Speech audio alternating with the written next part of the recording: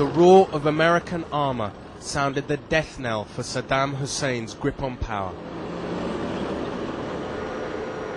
The American Marines rolled into the deserted streets of an Iraqi capital that will never be the same again. Armed to the teeth and with little opposition, they began to take control. Word began to spread slowly. As the Marines moved deeper into the city, Iraqis began to shed the fear of decades. They used to chant for Saddam, now they're pledging their loyalty to George W. Bush. Why are you very happy?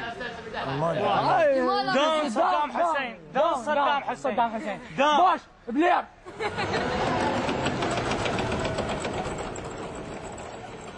And then the big push began.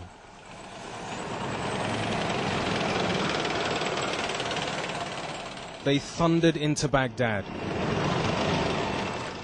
The roaring sound of tank engines resounding around the city's streets.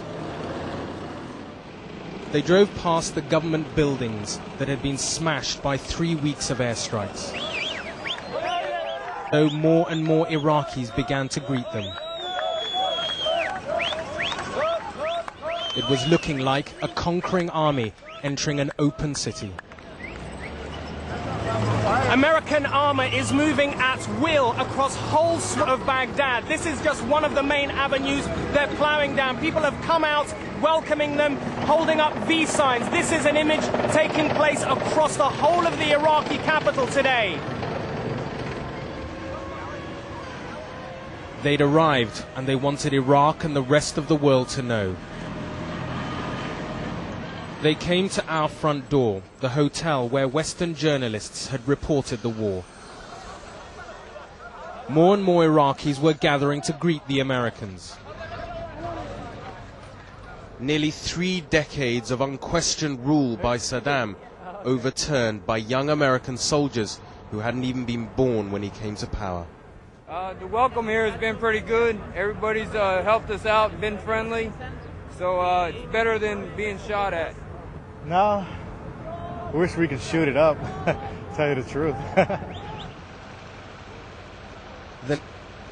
The next dramatic hour would prove him halfway right. Ordinary Iraqis wanted to bring it all to an end and tear down the statue of the dictator. At first, the Americans didn't get involved. But these pictures were being beamed live around the world, and they joined in. They began to take charge, and in a moment that spoke volumes about their victorious mood, they wrapped Saddam's face in the stars and stripes. Better judgment won the day, and the old Iraqi flag was produced. And then the Americans prepared to drag him off his pedestal. The symbolism of this moment just can't be overestimated. It's just the ordinary Iraqis gathered here. This statue is going to be brought crashing down. The symbol of 25 brutal years being brought to an end. This is how regime change was going to be defined.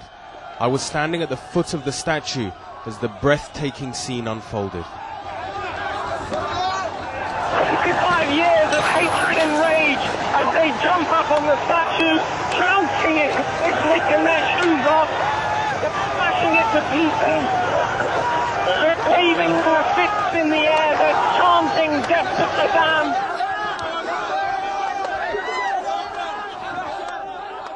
This was the moment these young Iraqis, who'd known nothing else other than Saddam's tyranny, had waited their whole lives to see.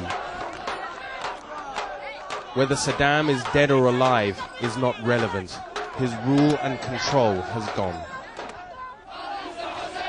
The first sign that things were unraveling came when Baghdad's long oppressed Shia Muslims rose up. Together they chanted that Saddam was the enemy of God. Others simply looted government buildings. They took anything they could get their hands on.